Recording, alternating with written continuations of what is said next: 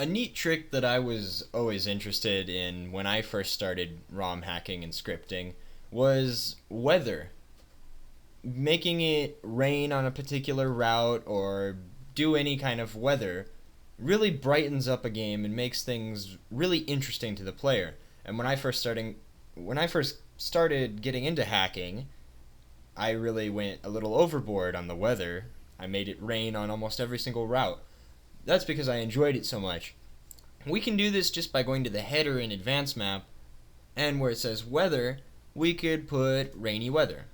And if we save it, open it up in our emulator, and then go to the route, as you can see, it'll be raining. Now this is useful for making the game interesting, but of course, if we always have the route raining, it sometimes looks unprofessional or bad, will you? So, you might think, can we trigger this through a script so that it will only happen at certain times? Things like that. We can, in fact, and it took me a while to learn this, but after I finally did, I used it as much as I could. First, I'm going to create 3 new scripts, and I'll put one here, here, and here. For my var, I'll make it 6010, and I'll leave everything else blank. Now let's open up the script. It's a very, very simple script to write. So I'll put weather. The first thing would be to set weather. Now, there are several different weather values. As we can see in advanced map, we have rainy, snowflake, thunderstorm, steady, snowing, snow, cloudy, all kinds of things just like that. Now, how do we know which one is which? There is a text document that tells us right here.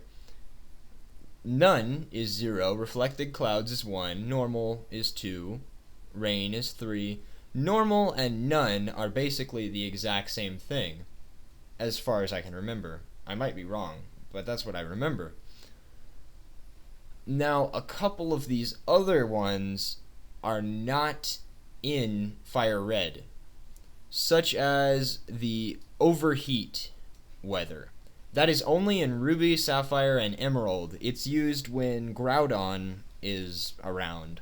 How the screen gets kind of that dry, flashy, sunny look on it.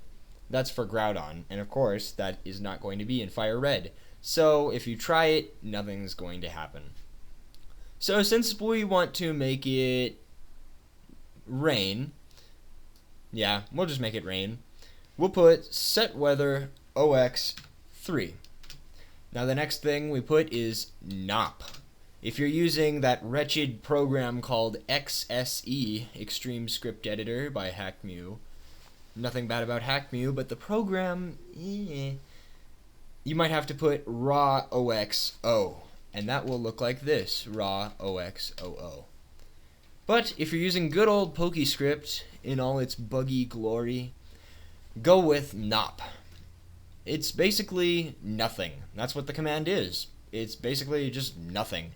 Just there to fill a little bit of space, leave some kind of empty space kind of thing, but it makes the weather command work.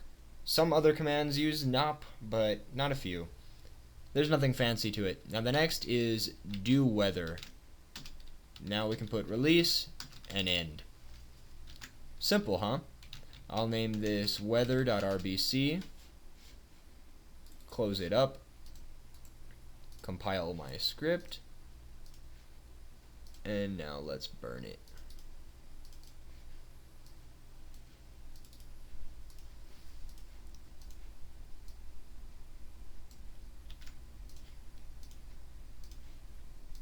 Very good. So now I'm going to change the weather back to regular weather and assign this to all of my scripts.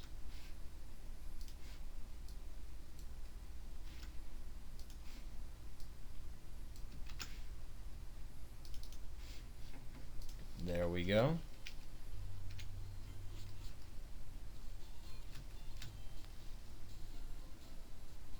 Now, as you can see, it's nice, bright, and sunny and everything, but once we step here, it gets rainy. And it'll continue to be rainy no matter where we go on the route until we leave. Then once we come back, it's back to normal again until we step on the spot again. Now, the only reason I used a var right here is just because if you leave it at 0, 0, the game will freeze. I didn't use any vars in my script, and that's because I just wanted it to happen every single time I step there. If you only want it to happen once, set your var, and it won't happen again.